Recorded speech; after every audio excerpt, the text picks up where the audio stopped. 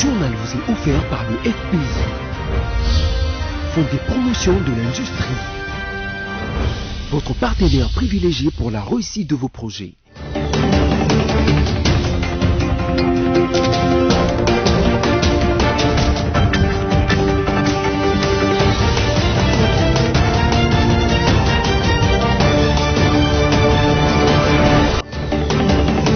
Mesdames et messieurs, bienvenue à cette nouvelle édition du journal sur BSC Télévision dont voici le principal titre. Polémique autour de la présidence de la CENI, la conférence épiscopale nationale du Congo et l'église du Christ au Congo, ces deux confessions religieuses, membres de la plateforme habilitée à désigner le président de la CENI, ont donné un point de presse ce jeudi 7 octobre au siège de la Sainte-Cour.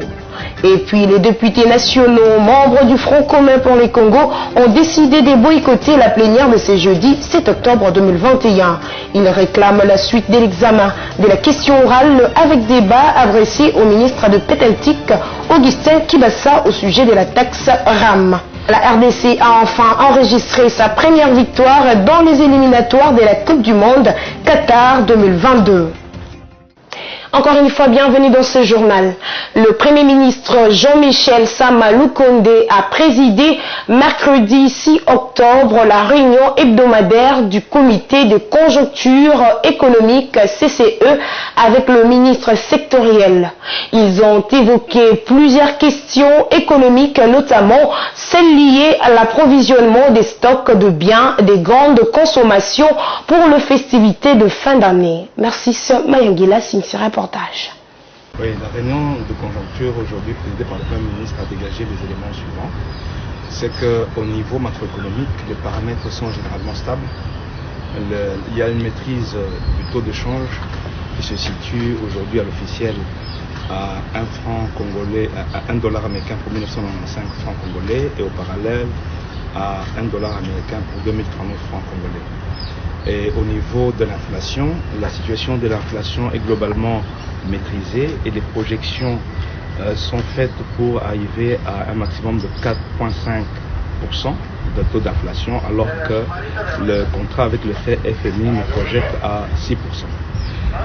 Le Premier ministre a également félicité le ministre des Finances pour les efforts qui sont faits, notamment en ce qui concerne l'accroissement du niveau des dépenses des investissements.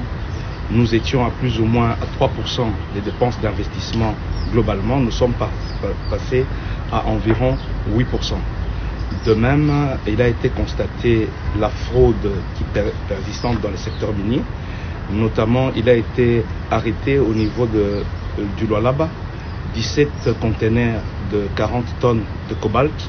Pour cela, le Premier ministre a tenu à féliciter la gouverneure du Lualaba et a demandé à tous les autres gouverneurs, notamment ceux du Haut-Katanga et ceux de l'Est du pays, du Kivu, du Sud Kivu, du Nord Kivu et de l'Ituri, de suivre le même mouvement.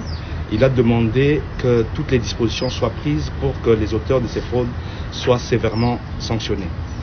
Enfin, le comité de conjoncture a demandé que toutes les dispositions soient prises par le ministre de l'économie et les ministres concernés pour que les stocks soient disponibles et qu'on crée l'abondance pour les festivités de fin d'année. Voilà un peu en résumé ce qui a été dit aujourd'hui. Et voilà, à l'issue d'une rencontre avec le Premier ministre Sama Lukonde, des investisseurs turcs annoncent d'importants projets de développement en République démocratique du Congo. C'est en termes que le chef du gouvernement a échangé jeudi avec les investisseurs turcs conduits par l'ambassadeur de Turquie en République démocratique du Congo. Merci Smayangila, signe encore ce reportage. Cette délégation qui avait à sa tête Ahmed Kalik a annoncé au Premier ministre Jean-Michel Sama Lukonde la réalisation dans les tout prochains mois des projets de développement au bénéfice de la République démocratique du Congo et de tout son peuple. Cette annonce intervient quelques semaines après que le président de la République, Félix-Antoine Tshisekedi, a effectué une visite d'État en Turquie au mois de septembre dernier. S'exprimant devant la presse au nom de la délégation, Aki Akil s'est dit satisfait de la qualité des échanges qu'ils ont eus avec le chef du gouvernement congolais. Après la visite très réussite du président de la République, M. Tshisekedi. Nous avons eu l'honneur de visiter votre beau pays et aujourd'hui d'être reçus par Monsieur le Premier ministre. Ça a été une réunion très fructueuse et nous avons parlé des projets concrets pour le développement de la République démocratique du Congo avec Monsieur le Premier ministre et son cabinet, les membres de son cabinet. Nous avons parlé des choses concrètes et nous pensons pouvoir réaliser ces projets-là ensemble avec les autorités congolaises au plus tôt possible pour le bien-être du peuple congolais. Et nous avons été très contents de voir que les autorités congolaises nous donnaient leur confiance pour que nous puissions finaliser des projets d'infrastructure, des projets d'énergie et de minières pour le développement de votre beau pays. Ces investisseurs turcs se proposent d'être des partenaires au développement du gouvernement de la RDC. Il y a des projets d'infrastructure. Probablement, nous avons proposé également la construction des hôpitaux pour lesquels nous sommes très experts, les routes, pour l'interconnectivité du pays et également pour subvenir aux besoins énergétiques du pays, la construction, la production d'énergie en Congo aussi bien que ce soit solaire ou hydraulique ou des centrales à gaz. Donc nous avons dit en gros que nous étions des partenaires de solutions pour le gouvernement congolais et que leur priorité sera les nôtres. Autre chose dans ce journal, les députés nationaux membres du Front commun pour les Congo ont décidé de boycotter la plénière de ce jeudi 7 octobre 2021. Ils réclament la suite de l'examen de la question orale avec débat adressée au ministre de Pétentique, Augustin Kibassa, au sujet de la taxe RAM. La délégation du nouveau président de la centrale électorale connaît un frein depuis 2 mois suite au désaccord entre les confessions religieuses. Ngindu Kalala invite les confessions religieuses à mettre de côté leurs divergences et privilégier l'intérêt général. Les détails dans cet élément. Le blocage persiste depuis plusieurs semaines. Le 30 septembre, Christophe Mbosso, le président de l'Assemblée nationale, leur avait accordé un délai de 72 heures pour parvenir à un consensus. Les partis concernés se sont réunis 6 heures durant à huis clos le samedi 2 octobre, mais sans parvenir à faire évoluer les rapports de force. Ce blocage ne fait pas l'unanimité au sein de la population congolaise. Encore l'analyste politique, le professeur Ngindu Kalala, ce manœuvre des chefs religieux pourrait aboutir à un glissement. On n'aime pas les Congo. Ils sont devenus plus politiques et religieux. Et demain, on va crier au glissement. Mais ils sont en train de préparer les lits de glissement. Mais attention, c'est plus facile de dire ça. Il n'y a qu'une simple idée derrière. C'est convoquer les dialogues. C'est l'idée qui est derrière tout ça. Convoquer les dialogues. Comme ça, le pouvoir actuel va composer avec la soi-disant opposition de telle manière qu'on arrive à ce glissement-là pour qu'on se partage les pouvoirs. Face à cet obstacle, le professeur Ngindu Kalala pense à une modification de la loi électorale. Qu'on fasse une nouvelle loi où le président de la CENI, le président de la CENI est élu par l'Assemblée de la CENI. Les membres composant la CENI, c'est-à-dire tous les autres là envoient leurs membres, arriver là-bas, l'assemblée plénière de la CENI vote les présidents. C'est l'unique voie pour en sortir. Et là, il faut changer la loi.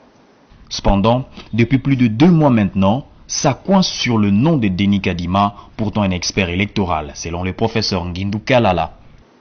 Pourquoi nous devons nous focaliser sur un débat de ce genre qui est un débat de bas étage? Puisque de l'autre côté, c'est clair qu'on ne veut pas de Kadima puisqu'il est Moulouba. Et ils ont bien dit ça. Depuis quand est-ce que l'éthique est... Mais dans leur charte, il est prévu dans les cas de ce genre-ci de passer au vote. Pourquoi ils ne passent pas au vote? C'est leur charte qui le dit. S'il n'y a pas le consensus, on passe au vote. Pourquoi ils ne passent pas au vote? Dans une conférence de presse tenue ce jeudi au centre interdiocésain, la SENCO et l'ECC invitent le chef de l'État Félix-Antoine Tshisekedi à jouer son rôle afin d'assurer des élections crédibles, inclusives et apaisées en 2023. L'énonce apostolique de la République démocratique du Congo, Monseigneur Hector Balestrero, envisage que les 8 confessions religieuses jouent les prolongations en vue de trouver un président de la Commission électorale nationale indépendante, CENI.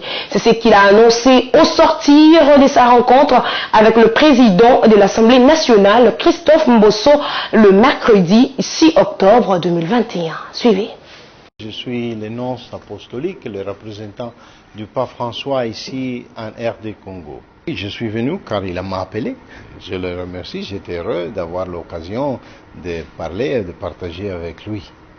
On parlait de plusieurs sujets parmi lesquels on a parlé aussi de ce processus électoral. Et je lui ai dit que le seul objectif pour lequel l'Église catholique participe au processus électoral, c'est de donner sa contribution à la démocratie en RD Congo, à travers des élections qui soient inclusives, qui soient crédibles et qui soient apaisées en 2023. Et que le bien-être du peuple congolais en dépende, et l'Église se tienne est très important, est essentiel pour l'Église, et le premier objectif que l'Église veut sauvegarder, la démocratie pour le bien-être du peuple congolais. La vision est que l'importance de l'Église, le dialogue et cette consultation, je sens et je suis gré qu'elle est possible et qu'il y a la possibilité de continuer dans ce processus pour avoir un consensus qui soit, disons, la victoire de la démocratie, la victoire, cette consensus, la victoire de l'indépendance, et c'est aussi la raison d'être des confessions religieuses dans la plateforme qui existe précisément pour avoir des positions communes sur des sujets qui sont importants pour le bien-être du pays. Mais s'il y a encore des espaces pour avoir cette union, et on doit prier, on doit travailler parce que le dialogue et le consensus sont toujours gagnants. Polémique autour de la présidence de la CENI, la conférence épiscopale nationale du Congo et l'Église du Christ au Congo, ces 2 confessions religieuses membres de la plateforme habilitée à désigner le président de la CENI ont donné un point de presse ce jeudi 7 octobre au siège de la SENCO. Suivez. Après les échecs des 3 précédents cycles électoraux, les confessions religieuses membres de la plateforme avaient pris l'engagement d'éviter les erreurs du passé. C'est dans cette perspective que la SENCO et l'ECC se sont engagés dans le présent processus. Sur ces entrefaites, les 6 confessions religieuses se sont réunies en dehors de notre cadre légal et à l'insu du Présidium pour désigner, en violation des articles 10 et 12 de la loi sur la CENI, ainsi que des articles 8, 16, 17 et 18 de notre charte, 2 membres à la CENI au nom de la plateforme.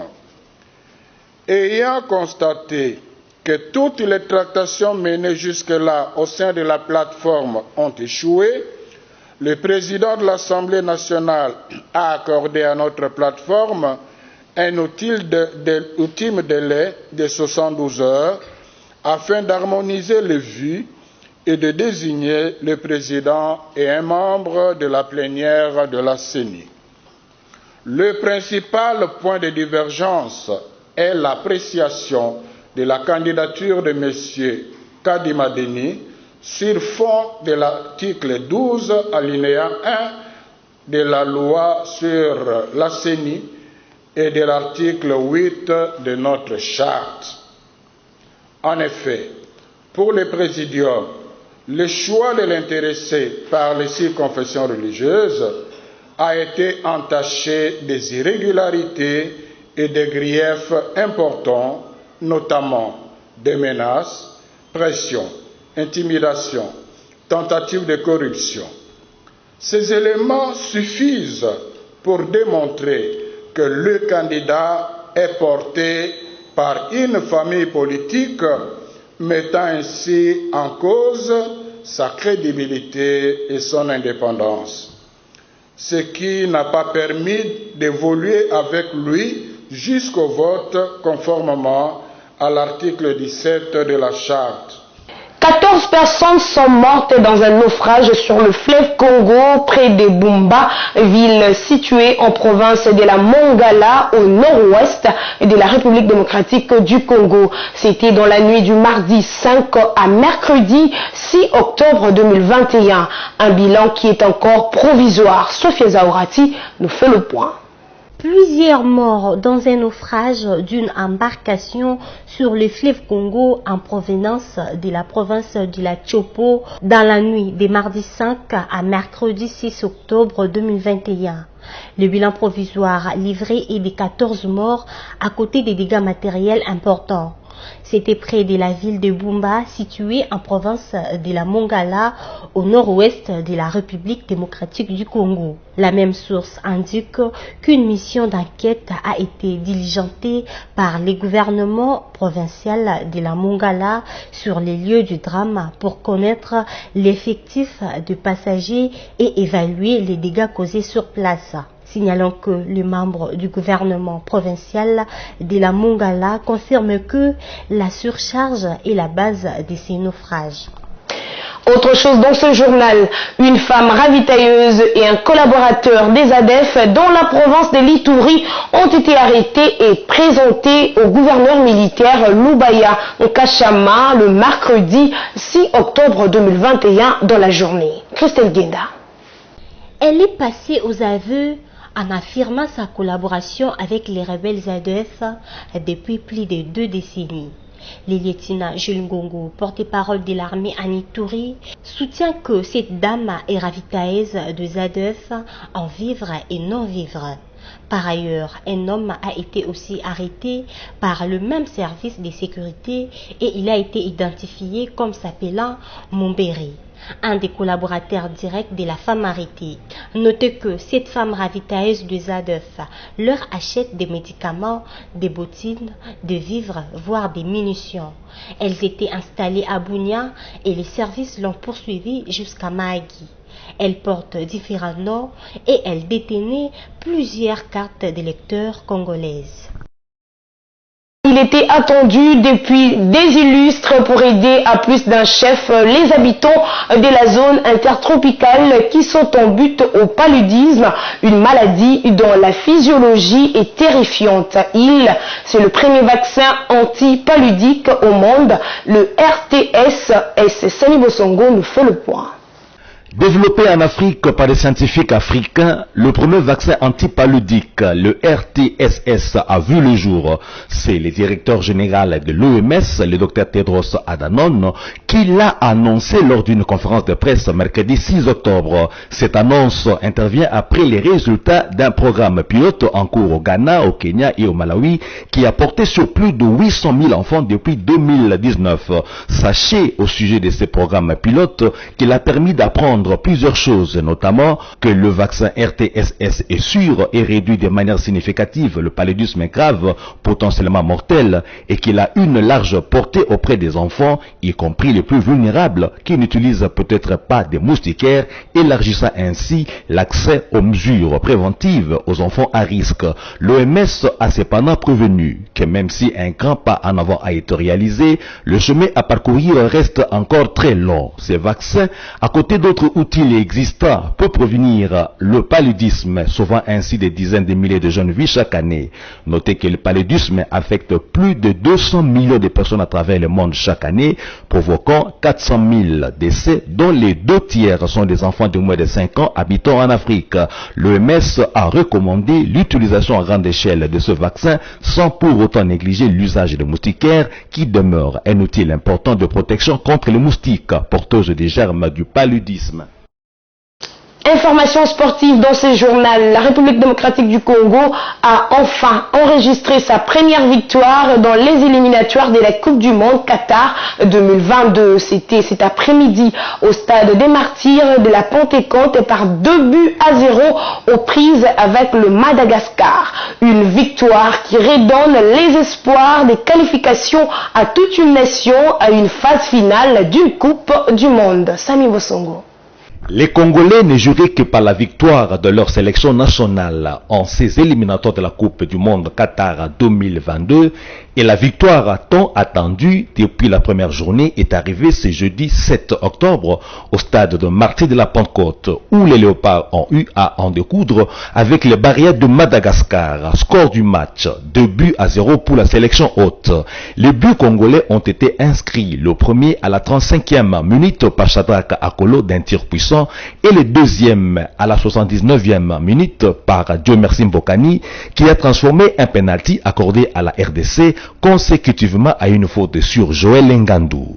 Mais il faut dire que les Barrières ont joué sans complexe du début à la fin de la rencontre, montrant des qualités de bons techniciens et inquiétant au milieu du terrain et en défense les Léopards. La RDC aurait gagné par un score plus lourd sans la Devenne à marquer des Chancel Memba qui a loupé 2 nettes occasions de but, sans oublier les ratés de Shadrack Akolo ou de Cédric Bakambo. L'acte 2 de cette double confrontation, c'est déjà ce dimanche 10 octobre à Antananarivo à Madagascar. Place à présent à la revue de presse rendue par Josué Kalamba. Bienvenue à la revue de presse de ce jour. Commençons par Forum des As qui note en grand titre: le Premier ministre sud-coréen félicite le nouveau chef du gouvernement japonais et appelle à l'amélioration des relations.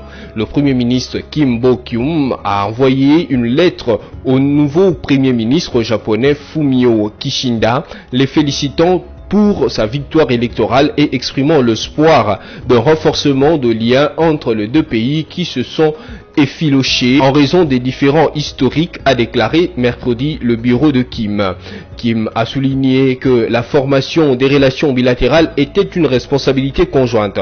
Ces deux nations, tout en mentionnant l'importance d'une déclaration conjointe de 1998 annoncée entre le président sud-coréen de l'époque Kim Dae-jung et son homologue japonais Keizo Obushi sur la construction d'un partenariat orienté vers l'avenir. Poursuivons cette revue de presse avec l'agence congolaise de presse qui écrit conférence débat sur la cohésion et l'unité nationale en milieu universitaire. La ministre près le président de la République, professeur Nana Mwanina Kiyumbu, a présidé mardi dans la salle de promotion Monseigneur Luc Gillon à l'université de Kinshasa une conférence débat axée sur la cohésion et l'unité nationale en milieu universitaire. Nana Mwanina a indiqué que cette conférence lancée à l'UNIKIN devra s'étendre dans les milieux universitaires sur toute l'étendue du territoire national pour renforcer la cohésion, l'unité et la convivialité, le vivre ensemble et la concorde comme voulu par le président de la République Félix-Antoine Tshisekedi Tshilombo, grand chancelier des universités et des instituts supérieurs congolais. Bouclons cette revue de presse avec Okapi.net qui écrit procès Chebea. Les prévenus Kenga Kenga a encore nagué la cour, déplore Maître Bondo. Les prévenus Christian Ngoy Kenga Kenga a encore nargué la cour, a déploré mercredi 6 octobre l'avocat de parti civil Maître Richard Bondo. Il indique que Ngoy Kenga Kenga a dans un premier temps refusé de comparaître, puis il s'est présenté à la barre tout en recusant l'avocat commis à sa défense.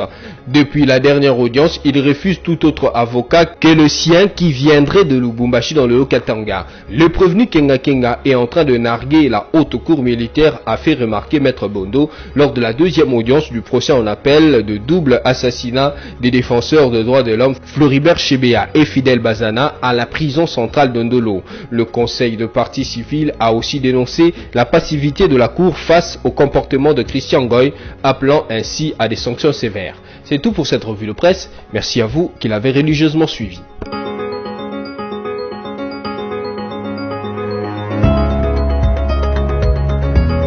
C'était là la revue de presse rendue par Je suis Kalamba. Si vous nous avez pris en cours de diffusion, voici le rappel de principaux titres.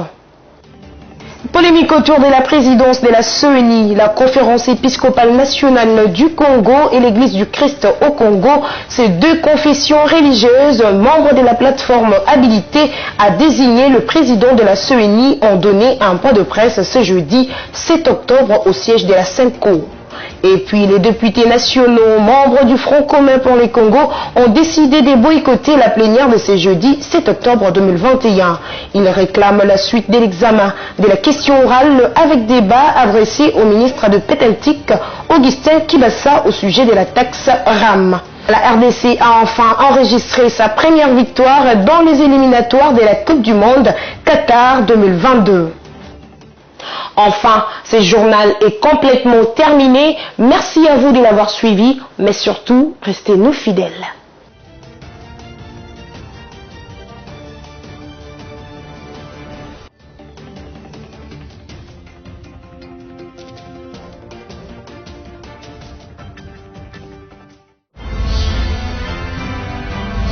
Ce journal vous a été offert par le FPI, Fonds des promotions de l'industrie, votre partenaire privilégié pour la réussite de vos projets.